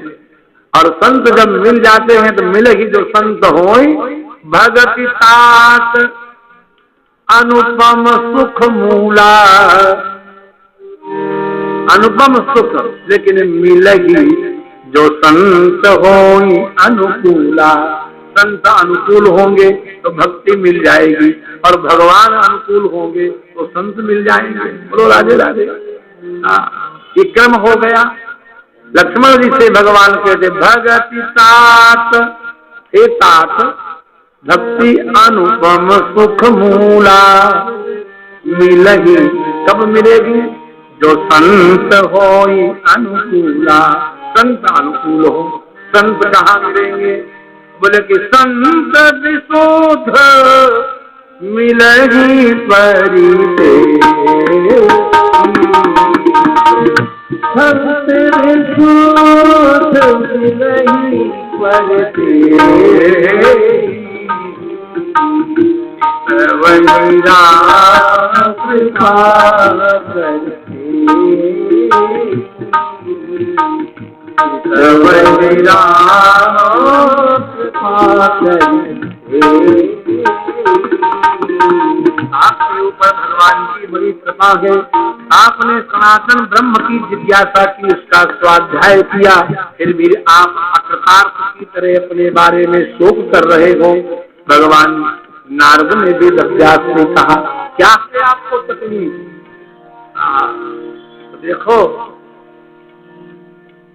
सच्चा वैद्य वो होता है जो बड़ी मर्ज को दूर करे। और सबसे बड़ी मर्ज क्या है? सबसे बड़ा रोग क्या है? इस जीव को एक रोग लग गया है। उस रोग का नाम है भव रोग। क्या नाम है उसका? भव रोग। भव रोग माने बार बार जन्म लेने और बार बार मरने का रोग लग गया। ये रोग कौन दूर करेगा? औषधम जाह्नवी तोयम वैद्यो नारायणो हरि। श्री नारायण वैद्य हो जाए। सदगुरु कौन है? सदवैद्य कौन है? सदवैद्य, आजकल वैद्य क्या है? आज आते हैं आप वैद्य के पास और पूछता है क्या तकलीफ है। आप कहते हैं बुखार है, वो पूछता है कब से आ रहा है, ठंड देख के आता है कि गर्मी देख के आता है, पसीना निकलता है कि जो है नहीं निकलता है। 4-6 बातें आपसे पूछ ली और पूछ करके दवाई दे दी, जाओ तुम ठीक हो जाओगे। आपसे प्रश्न है, दवा रोग की होती है कि दवा रोगी की होती है? प्रश्न करो, दवा रोग की होती है कि रोगी की? किसकी? नहीं, आप गलत कहते हैं। दवा रोग की नहीं होती, दवा रोगी की जाती है। जो रोगी पित्त प्रधान होगा उसकी दवा दूसरी होगी, जो योगी कफ प्रधान होगा उसकी दवा दूसरी होगी, जो वात प्रधान होगा उसकी दवा दूसरी होगी। एक ही रोग सब रोगियों को हो तो भी उनकी दवाएं अलग अलग होगी, क्योंकि दवा रोगी की प्रकृति के अनुसार दी जाती है, रोग के अनुसार नहीं दी जाती। इसलिए वैद्य नाड़ी देखता है और जान जाता है कि इसको रोग क्या है। हरिद्वार में शरीर को रहने का अवसर मिला 12 साल। हमारा एक विद्यार्थी था, भुवन भट्ट नाम था। जब उसको बुखार आता था वो 3 बार गंगा नहाता था और ठीक हो जाता था। अब सभी लोग अगर बुखार में गंगा नहाने लग जाएं तो बहुत से लोग निमोनिया में राधे राधे हो जाएंगे कि नहीं, क्योंकि उसका पित्त प्रबल था। जब पित्त बढ़ता था तो शरीर गर्म हो जाता था, और जहां गंगा स्नान किया पित्त समन हो गया और उसका ज्वर दूर हो गया। दवा हमेशा रोगी की होती है, रोग की नहीं होती है। और वैद्य को आप क्या समझते हैं? वैद्य दवा 2 जगह मिलती है, डॉक्टर के यहाँ और मेडिकल स्टोर पर। तो गुरु क्या है, डॉक्टर है कि मेडिकल स्टोर? विचार करो, मेडिकल स्टोर में और डॉक्टर में भेद क्या है? मेडिकल स्टोर में वो दवा मिलती है जो हम मांगते हैं, और डॉक्टर के यहाँ वो दवा मिलती है जो हमारे अनुकूल होती है, हमारे मांगने से नहीं मिलती है। वैद्य इसे कहते हैं जो आपके मर्ज को जान जाए, उसके अनुकूल दवा दे। देवर्षि नारद से वेदव्यास ने कहा, आप तो वैद्य हैं, आप बताएं हमें क्या रोग हो गया है। देवर्षि नारद कहते, तुम्हें रोग ये हो गया है कि तुमने बहुत पुराने लिखी, तुमको लिखने का रोग हो गया। तुमने तमाम शब्दाडंबर करके विचित्र विचित्र जो है असमवाय संनावच्छिन्न कार्यावच्छिन्न कार्य निष्ठाया कारता तादस्कारता रूपता तादात संनावच्छिन्नाया कारता साकित धर्मावच्छिन्ना, नाना प्रकार के शास्त्रों को पांडित्यपूर्ण तुमने लिखा, इसमें कोई संदेह नहीं। लेकिन भाषा पर ध्यान रखा, अर्थ पर ध्यान रखा, लेकिन भाव का पक्ष तुमने त्याग दिया। भनीति भदेश, भाषा भद्दी भी हो लेकिन वस्तु भली बरनी। भनीति भदेश वस्तु भली बरनी, राम कथा जगमंगल करणी। राम कथा जग मंगल करणी, राम कथा जग मंगल करणी। मंगल करणी कलिमल हरणी, तुलसी कथा रघुनाथ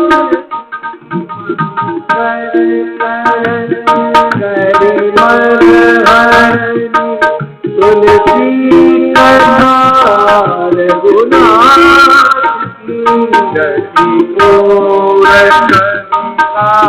की खरी जो पावन पास की गति गोर सरिता सरित पावन पास की। प्रभु तुझ संगति कोई ही सुधर मन भावनी, होई सुधर मन भावनी। अब अंग भूति सुहावनी पावन, भवरंग भूति सुहावनी। भाषा भले ही हल्की हो, भगवान नारद के न तद वचः चित्र पदम हरे यशो। बड़े विचित्र विचित्र आलंकारिक वाक्य हैं, लेकिन हरि का यश नहीं गाते। तो उसी तरह से है हे व्यास जी, जैसे कोई तालाब बनाया जाए उसमें बढ़िया संगमरमर की सीढ़ियां बनाई जाएं, उसमें सुंदर मोती मूंगे जड़ दिए जाएं, लेकिन वहां कौओं को खाने के लिए मल डाला जाए तो उस तीर्थ पर कभी हंस स्नान करने नहीं आते। तदवाय संतीर्थ मुशंति हंसा मेरे हंस का नाम है उसित क्षय, उसित निर्मलम क्षय निवास, ये शाम से निर्मल स्थान पर रहने वाले हंस वहां नहीं जाते हैं, चाहे वो तीर्थ कितना ही बहुत मूल्यवान साधनों से बनाया गया हो। लेकिन गंगा से कीचड़ से युक्त तट ही क्यों न हो, लेकिन वहां पर संत तुरंत डुबकी लगाते हैं। तुमने बहुत काम किया, लेकिन उस काम से जगत कल्याण नहीं हुआ। कई लोग कहते हैं निष्काम कर्म करो, ये बड़ा सुंदर प्रसंग है। निष्काम कर्म में भी अगर भगवत भक्ति न हो तो उस निष्काम कर्म की वासना कभी नहीं छूटती, ये पक्की बात है। नैष्कर्म अच्युत भाव वर्जितम, अच्युत भाव वर्जित जो नैष्कर्म है वो शोभते है ना, वो अच्छा नहीं होता। उदाहरण के तौर पर बार बार वही दृष्टांत स्मरण आता है। मल को काटने के लिए साबुन की उपयोगिता हो सकती है, लेकिन शरीर को निर्मल करने के लिए साबुन समर्थ नहीं है। अगर आपने साबुन लगा लिया, खूब झाग उठ गई और आपकी बाल्टी का पानी गिर जाए, टंकी में पानी न रखे, पड़ोसी घर में भी 3 दिन से पानी न आया हो, पानी मिले ही ना, कुआं आसपास हो ही ना, तो आप नहा चुके कि नहीं नहा चुके? बोलो राधे राधे। जैसे साबुन लगाया हुआ व्यक्ति मल काट लेता है, लेकिन निर्मलता के लिए एक बाल्टी निर्मल जल की अपेक्षा करता है, ऐसे निष्काम कर्म के द्वारा भले ही फल की आसक्ति कट जाए, लेकिन जब तक भगवत प्रेम में उसको नहीं डुबोया जाता है, तब तक वो सर्वथा निर्वासन नहीं हो सकता। ये पक्की बात है। न शोभते ज्ञानमलम निरंजनम अकुतः पुनः सस्वद भद्रमीश्वरे न चारपितम कर्म यद्य कारणम। हमने तो जने कितने ऐसे कर्म किए हैं, बोले कि जिनका कोई प्रयोजन भी नहीं था, लेकिन फिर भी हमने दूसरों को दुख देने के लिए बहुत से कर्म किए। कई बार हम चलते हैं, रास्ते में पैर पटकते हुए चलते हैं, धीरे से रखा होता तो शायद नीचे की चींटी न मरती, लेकिन जब पटक के चले तो चींटी मर गई। बोलो राधे राधे। अब ये है अकारण कर्म की नहीं।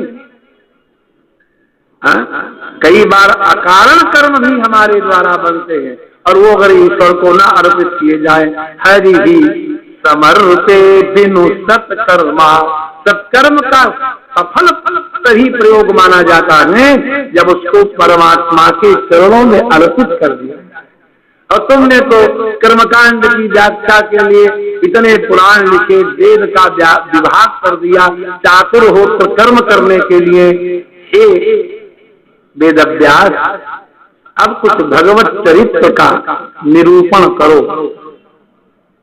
और फिर देवर्षि नारद ने ये कह दिया कि कोई व्यक्ति तपस्वी हो, कोई ज्ञानी हो, कोई यज्ञ करता हो, कोई नित्य वंदना करता हो, सुस्तिथियों का पाठ करता हो, कोई बहुत दान करता हो, ये सारे के सारे कर्म एक ही व्यक्ति में अगर आ जाए तो क्या कहना। लेकिन इसका भी फल तभी माना जाएगा जब इन सब के बाद मन ये होए कि ये तो हो गया, लेकिन अभी भगवत चरित्र तो हुआ ही नहीं। ये कितनी बड़ी बात है। इदम ही पुंसः, यहाँ पुंसा का प्रयोग पुरुष ही नहीं, जीव मात्र। तपस्सुतस्य वा सृष्टस्य सूक्तस्य च बुद्धिदत्तयोः, ये कर्म गिना रहे हैं। सुतस्य वेद पाठ का क्या फल है, तपसा, तपस्या का क्या फल है, सुइष्ट यज्ञ का क्या फल है, सूक्त स्तुति का क्या फल है, बुद्धि दत्त ज्ञान और दान का क्या फल है। बोले अविद्युतोऽर्थः, परिपूर्ण फल ये है कविभिर निरूपितो यदुत्तम श्लोक गुणानुवर्णनम। तपस्वी की तपस्या तब सफल होगी जो अंत में बिना प्रयास के भगवत गुणगान निकलने लग जाए। दानी का दान तब सफल होगा जब बिना प्रयास के भगवत चरित्रों में मन लगने लग जाए। समस्त ज्ञान और समस्त यज्ञ का तब फल होगा जब भगवत चरित्रों में मन यदुत्तम श्लोक गुणानुवर्णनम।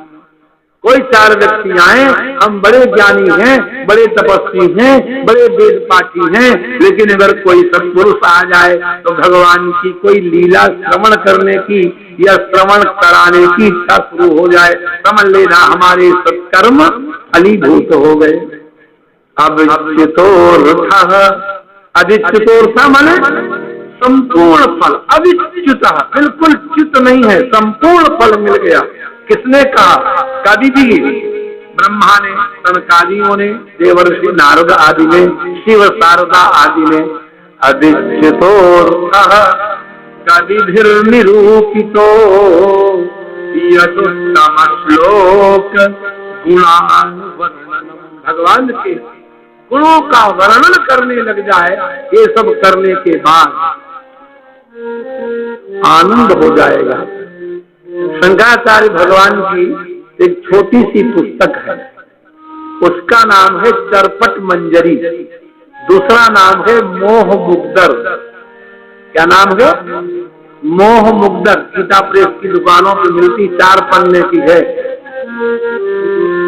शंकराचार्य कहते हैं प्राप्ते वै सन्निहिते मरणे, जब मृत्यु सिर पर आ गई और हम अगर सिद्धांत कौमुदी का सूत्र रटें, दुक्ति करने दुक्चक पाकी गमली गतौ, हम लोग जब पढ़ते पढ़ाते तो धातु पाठ होता है ना, जाने के लिए गमली गतौ, दुपचक पाके पकाने के लिए, दुक्ति करने के लिए धातु पाठ करें।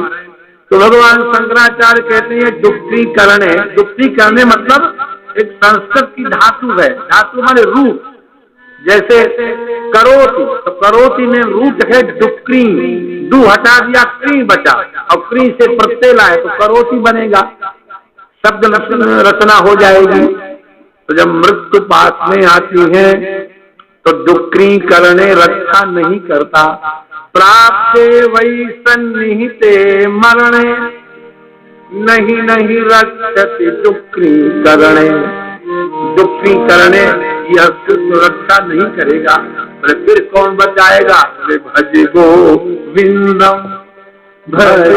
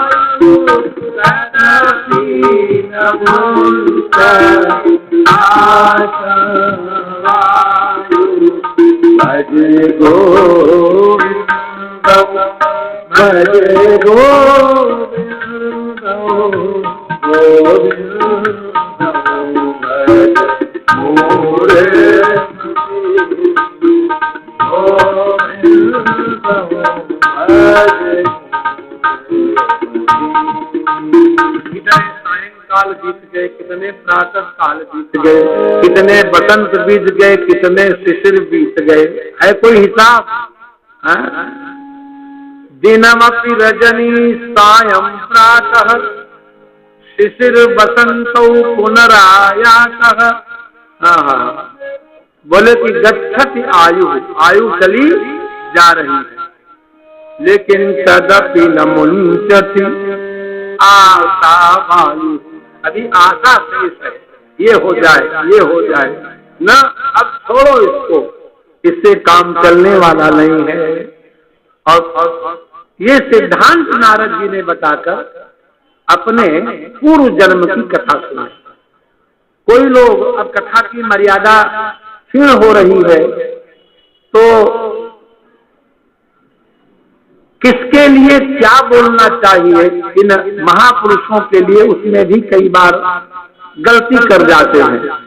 एक कथावाचक जी कथा सुना रहे थे 12 भगवान के अवतार की, कि 12 भगवान प्रकट हुए, फिर वो छोटे थे, फिर वो बड़े हो गए। बार बार क्या कह रहे थे, वो सुअर का बच्चा बढ़ गया, फिर वो सुअर का बच्चा बड़ा हो गया, फिर वो सुअर का बच्चा आकाश तक चला गया, हम वहीं से निकल रहे थे, बहुत कष्ट हुआ। अरे 12 भगवान के लिए इस प्रकार की भाषा का प्रयोग, लगता है कि तुमने गुरुओं की चरण सेवा नहीं। इसी तरह से एक सज्जन प्रवचन कर रहे थे, फिर नारद जी तो शूद्र थे। अरे नारद जी दासी के पुत्र जब थे तब उनका नाम नारद नहीं था, उनका नाम भागवत में कहीं लिखा भी नहीं है। वो तो दासी पुत्र की अवस्था में सत्संग करके भगवत दर्शन प्राप्त करके पुनः ब्रह्मा के पुत्र के रूप में प्रकट हुए हैं। उत्संगो नारदाच के क्या रचना है। ब्रह्मा जी बैठे थे, उनका संकल्प हुआ कि मुझे कोई भक्त पुत्र प्राप्त हो, और उनकी गोद में वहीं पर नारद जी प्रकट हुए। ये है नारद की उत्पत्ति, किसी माता के गर्भ से होकर के नहीं आए। उत्संगा नारदो जज्ञे दक्षोंगुष्ठात् प्रजापते, तो मूल में लिखा हुआ है, अंगूठे से दक्ष जी प्रकट हो गए, गोद में नारद जी प्रकट हो गए। और नारद जी के लिए जब कोई शूद्र का बार बार उच्चारण करे तो कष्ट नहीं होगा, अवश्य होता है। लेकिन हमारे यहाँ कोई ईश निंदा प्रकरण है ही नहीं, इसलिए जो मन में आए सो कहो। यहाँ तो परम स्वतंत्रता है। धीरे से बोलो राधे राधे। हाँ, वो पूर्व जन्म में दासी के पुत्र थे, और कैसे पुत्र थे, वाह, विद्वान ब्राह्मण आए और उनकी सेवा के लिए कोई बालक चाहिए। 5 वर्ष की अवस्था थी, तो 5 वर्षीय बालक के अंदर जो गुण है वो देखिए। देवर्षि कहते ते मई अपेता खिल चापलार्भ के, बाल जन्य चंचलता मुझमें जन्म से ही नहीं थी। ये सेवक के गुण हैं, सेवक चपल नहीं होना चाहिए। पहली बात उसकी है, बहुत बड़ी जो है शर्त है कि सेवक चपल न हो। दान से आपने भोजन मंगाया, मिष्ठान मंगाया, फल मंगाया, तो सेवक इतना जितेंद्रिय हो कि उस पदार्थ को खाने के लिए उसका मन न ललचाए। देखिए ये बात स्वाभाविक है कि नहीं, विचार कीजिए। आप किसी सेवक के द्वारा कोई भोज्य पदार्थ मंगाएं और कहें रख दो यहाँ, और उसके सामने रखें, खाना शुरू करें, हैं, और उसके मन में आवे कि हाय हमें नहीं मिला, तो समझ लीजिए इसके अंदर सेवक का गुण है ही नहीं।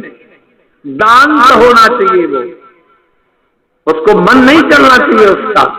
और आधरतक जन के तीसरा गुण, उसमें प्रभु सेवा के अतिरिक्त कहीं उसे सुख नहीं मिलना चाहिए। हम खेलते हैं तो कब खेलते हैं, इस सामान्य जीवन से थोड़ा विरक्ति होती है तो उसे खेल करके थोड़ा आनंद लेंगे। अधतक जन के खिलौनों में मन उनका नहीं लगता था, और अनुवर्तिनी, आज्ञा पालन करने वाले, पीछे पीछे चलने वाले, और अल्प भाषणी और अल्प भाषण, ये गुण होने चाहिए। और मैं 5 वर्ष का था, ये सारे गुण थे। कई बार शिष्य क्या करते हैं, गुरु जी की तेल की शीशी रखी है, बिना पूछे निकाल के लगा लेते हैं। जरूर से बोलो राधे राधे। हाँ, गुरु जी के चंदन की डिबिया रखी, आए झाड़ा लगा लिया, फिर इस बोलो राधे राधे, ये नहीं। देवर्षि नारद कहते उच्छिष्ट लेपान अनुमोदितो द्विजयी, ऐसा जीवन जिसका भी हो जाएगा वो नारद हो जाएगा। 5 वर्ष की अवस्था थी, छोटे छोटे हाथ से गुरु जी कहते थे बेटा शालिग्राम जी के लिए थोड़ा चंदन घिस लाओ। तो मैं चंदन घिस करके कटोरी में रख करके उनके पास रखता था। जब वो चंदन ठाकुर जी को लगा लेते, अपने स्वयं लगा लेते, थोड़ा सा बच जाता तो हमारी ओर सरका देते, तो भी लगा ले। और एक शब्द है जो कि वृंदावन में बड़ा प्रसिद्ध है, भक्तमाल में तो अनेक बार उसकी चर्चा है, टीकाओं में, सीत प्रसादी सुना होगा। क्या नाम उसका? ये सीत शब्द आया कहां से? शब्द है शिष्ट। शिष्ट माने बचा हुआ, और उत्कृष्टम शिष्टम उच्छिष्टम, जो श्रेष्ठ बचा हुआ है उसको उच्छिष्ट कहेंगे। प्रसाद की भावना हो, एक तो जूठा होता है बचा हुआ, और एक भगवत भोग या गुरु भोग के बाद जो श्रेष्ठ बचा हुआ है, तो उच्छिष्ट से उत हट गया तो शिष्ट बच गया। शिष्ट को शिष्ट बोलने लगे, धीरे धीरे सीत कहने लगे। सीत शब्द नहीं है, शब्द है शिष्ट। शिष्ट माने शेष बचा हुआ, और उच्छिष्ट माने जो श्रेष्ठ है बचा हुआ, जो हमारे योग्य है। तो उच्छिष्ट लेपान अनुमोदितो द्विजयी, जो वो ब्राह्मण थे, सिद्ध शब्द का प्रयोग किया गया है। वो एक बार भोजन करते थे, जो उनकी बटलोई में बच जाता था वो तो अमृतमय प्रसाद था, वो तो उत्कृष्ट बचा हुआ था, इसलिए शब्द रख दिया उच्छिष्ट। जब हमसे कहते हैं तुम पालो, तो उनका बचा हुआ वो प्रसाद में पा लेता था, और उनकी कटोरी के बचे हुए चंदन को मैं लगा लेता था। उच्छिष्ट लेपान, उच्छिष्टम च और लेपश्च, तेषाम समूहा उच्छिष्ट लेपान माने बचे हुए प्रसाद और बचे हुए चंदन को जब मैंने सेवन किया तो हमारा क्या हुआ? चंदन से बाह्यकरण और प्रसाद से अंतःकरण शुद्ध हो गया। तदपास्त किल्विषः, सारा किल्विष दूर हो गया। उच्छिष्ट लेपान अनुमोदितो द्विजयी। अब क्योंकि गुरुजन एक बार खाते थे तो हम दोबारा कैसे खाते? तो सकृत्म भुंजे, एक ही बार मैं भी पाता था प्रसाद, और उसी प्रसाद से अपास्त किल्विषः, सारा बाह्य और आंतरिक मल दूर हो गया। और जब अंतर्मल दूर हो जाता है, जासु कृपा बिनु सुनु खगराई, जासु कृपा बिनु सुनु खगराई, अति अंतर मल जाई, अभियंतर मल जाई, अभियंतर। यहाँ भी लिखा विशुद्ध चेतसः, शरीर मलिन भी हो लेकिन चित्त निर्मल होना चाहिए। एवं प्रवृत्तस्य विशुद्ध चेतसः, जब मैंने उन भोगों को किया, बचा हुआ चंदन, बचा हुआ प्रसाद पाया, तो हमारा अंतःकरण विशुद्ध हो गया। तो तद्धर्म एवात्मरुचि प्रजायते, उसी समय भागवत धर्म में रुचि हो। ये सत्संग का फल है। सत्संग का फल बहुत श्रेष्ठ है। और ये नहीं कहा कि सत्संग करने से कौआ हंस हो जाएगा, कौआ काला ही रहेगा ऊपर से। काक हो ही पिक, कौआ क्या हो जाएगा? कोयल हो जाएगा। तो कौआ भी काला और कोयल भी काली, और बकऊ मराला और बगुला क्या हो जाएगा? अंश हो जाएगा। माने बाह्य रूप वैसे ही बना रहेगा, लेकिन आंतरिक रूप बदल जाएगा। ये मज्जन फल देखिए तत्काला, 9वां अध्याय जो गीता जी का है, वैसे भक्ति योग 10वां अध्याय कहा जाता है। जब 10वां अध्याय गीता कहते भक्ति, और 12वां अध्याय तो परिपूर्ण भक्ति योग है। लेकिन भक्ति योग की जो क्या कहेंगे, उसका उपक्रम जो है, भूमिका जो है, वो 10वें अध्याय से ही भगवान कृष्ण ने बताना शुरू कर दिया कि मैं सर्वत्र हूँ और इनमें ये हूँ, इनमें ये हूँ। लेकिन 12वें स्कंद में जाकर 12वें अध्याय में गीता जी की भक्ति परिपूर्ण हो गई। लेकिन ये भूमिका 12वें तक 9 से चली है। 9वां अध्याय गीता का बार बार पढ़ना चाहिए। भगवान कहते हैं जैसे कोई हमारे पास आएगा तो क्षिप्रम भवति धर्मात्मा। क्षिप्रम शब्द का अर्थ क्या है? तुरंत, तत्काल। और सत्वतांतिम निगच्छति कौन्तेय प्रतिजानीहि न मे भक्त प्रणश्यति। हे कुंती नंदन, बात सुनो। बड़ा सुंदर प्रश्न है। अगर 2 पर्वत बराबर ऊंचे हो, एक पर्वत बालू का हो और एक पर्वत पत्थर का हो, और उस पर चढ़ने वाले 2 व्यक्ति बराबर शक्ति वाले हों और दोनों चढ़ना शुरू करें, तो कौन पहले चढ़ेगा? बालू के पर्वत वाला जल्दी चढ़ जाएगा कि पत्थर के पर्वत वाला? हैं? पत्थर वाला चढ़ेगा। बालू के पैर धसेगा, वो पैरे नहीं उठेगा। अब पत्थर वाला खटाखट करता चला जाएगा। लेकिन पर्वत अगर ऊंचे ज्यादा हो तो बालू के पर्वत पर चढ़ने वाला थक जाए, गिर भी जाए तो वहीं बैठ जाएगा।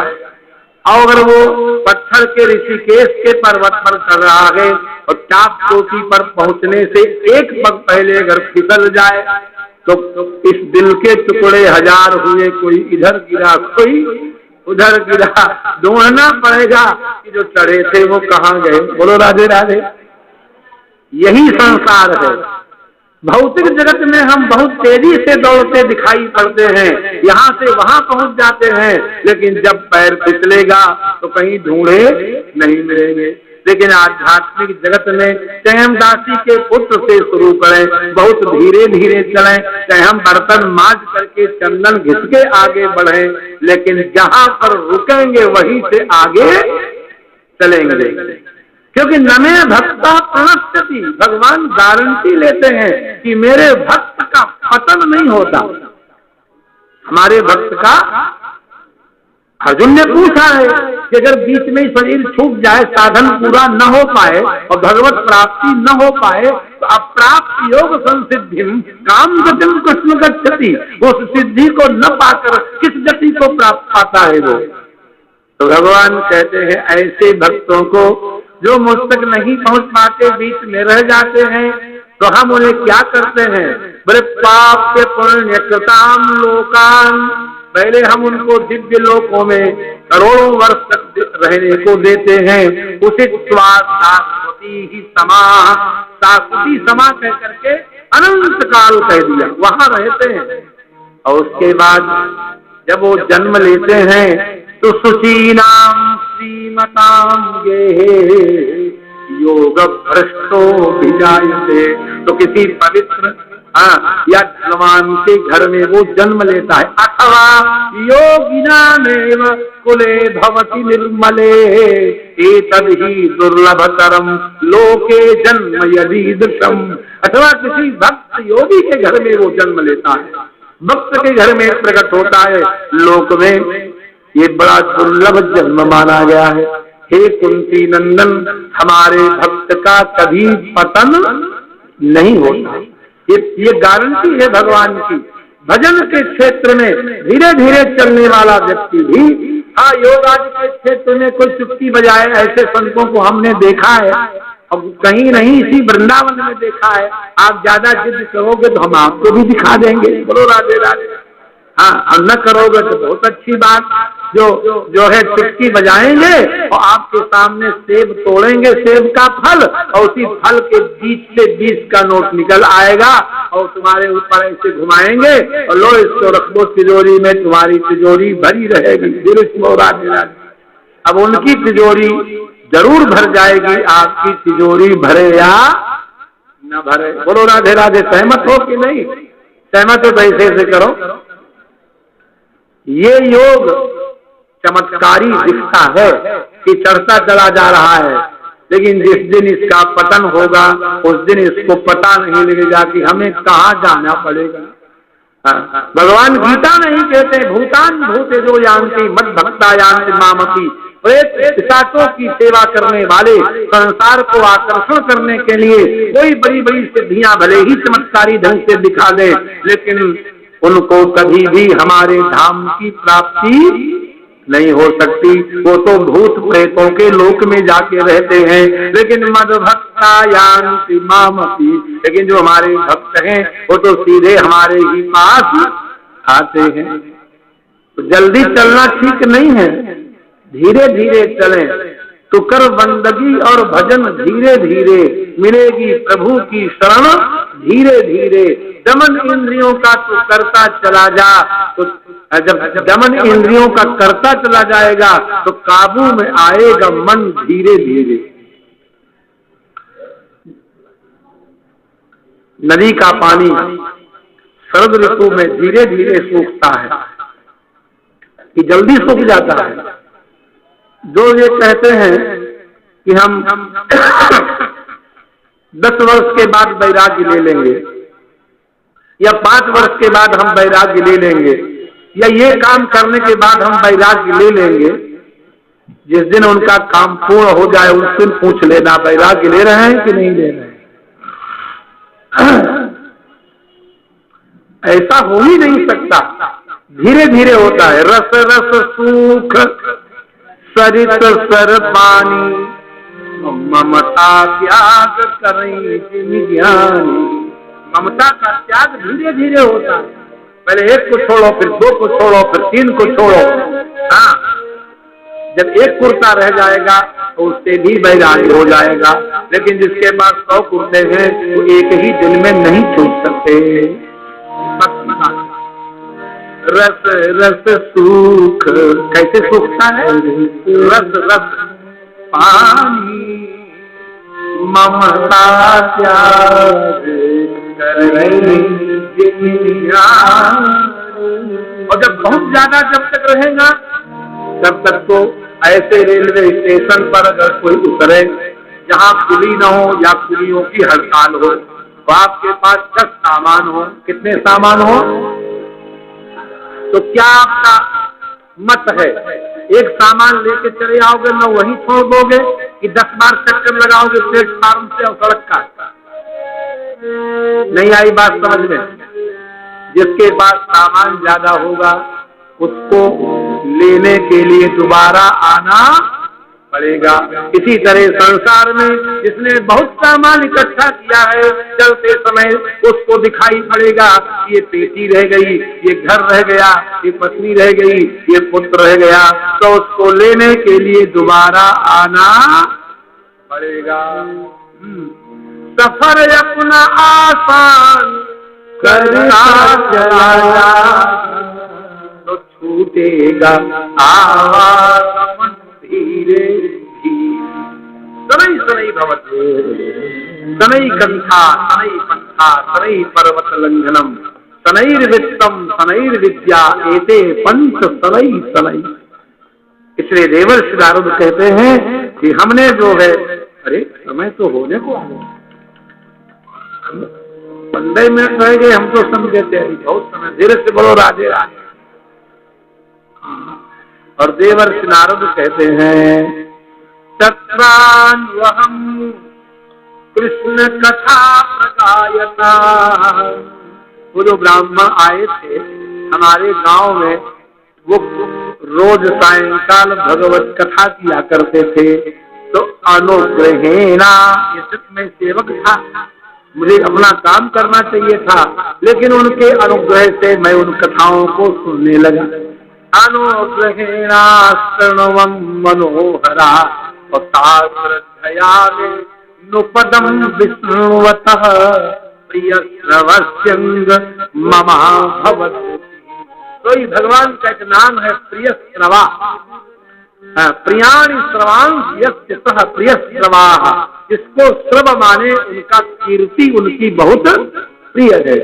और उसके बाद वो हमारे आचार्य गण चले गए। देवर्षि नारद कहते थे मेरा भजन में बड़ा मन लगता था, लेकिन एकात्मजात में जननी हमारी माता का मैं अकेला ही पुत्र था। एक तो वो स्त्री थी, दूसरे बिना पढ़ी लिखी थी, तीसरे दासी थी, और मैं उसका पुत्र अनन्य गति था, मुझसे बहुत प्रेम करती थी। वो स्वतंत्र भी नहीं थी, उसकी इच्छा थी मैं निरंतर उसके पास रहूं। महाराज ये सारा संसार नाच रहा है माया के चक्कर में, जैसे कठपुतली नाचती है। मैं उसी ब्राह्मण के कुल में रह रहा था जहाँ हमारी माता रहती थी। न मुझे देश का ज्ञान न काल का ज्ञान, मैं बिल्कुल बालक था और मेरी अवस्था 5 वर्ष की थी। बालकः पंच आयन स्वयं कहते हैं। मेरा तो भजन में बड़ा मन लगता था, लेकिन माता छोड़ती नहीं थी।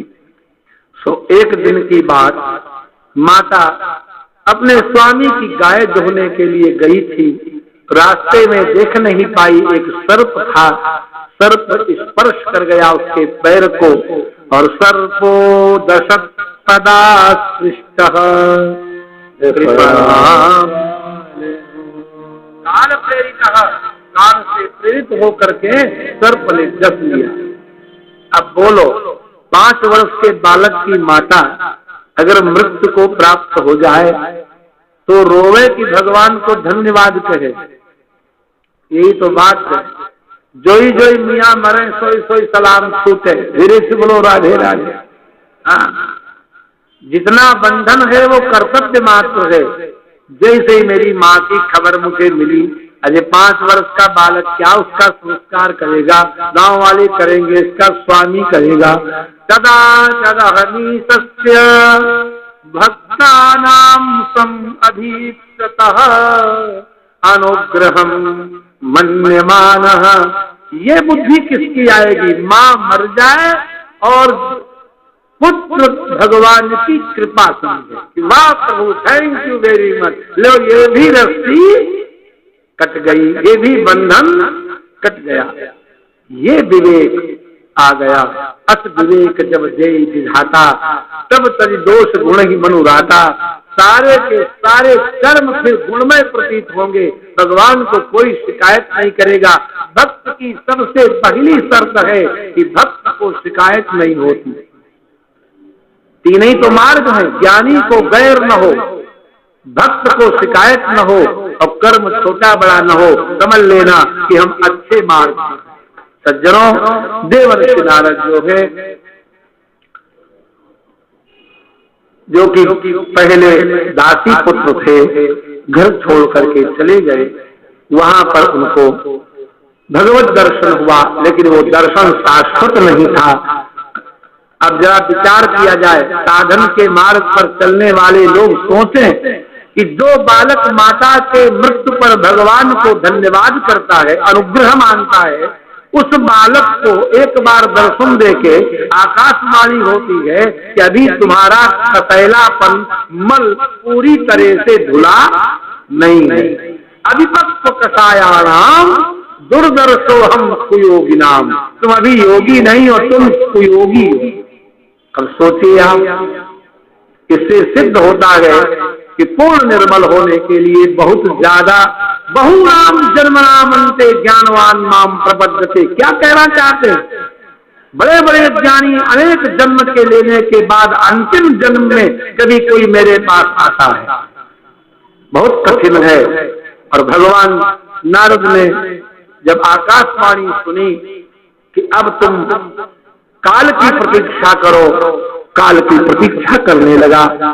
भगवान ने धीरे धीरे जीवों को परमाणुओं की तरह बटोर करके अपने उदर में धारण कर लिया। 1000 चतुर्युगी की रात्रि में शयन किया।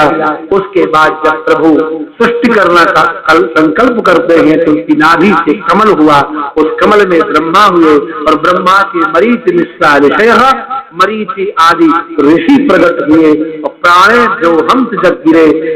तृतीय स्कंद में उत्संगा यज्ञ कहा है और यहाँ पर प्राणेभ्या यज्ञ कहा है। भगवान ब्रह्मा ने श्वास ली और प्राण वायु से देवर्षि नारद प्रकट हो गए। ये कल्प कल्प की कथाएं हैं, इसलिए ये नहीं कहना चाहिए कि यहाँ कुछ कह दिया वहाँ कुछ कह दिया। अनेक कल्पों की चर्चा है। नाना भांति राम अवतारा रामायण शतकोटि अपारा कल्प भेद हरिचरित सुहाए भांति अनेक मुनीसन गाए। मैं ब्रह्मा के प्राणों से प्रकट हो गया। हमें भगवान के अनुग्रह से दीना प्राप्त हो गई। सर्व ब्रह्म से ये विभूषित है दीना।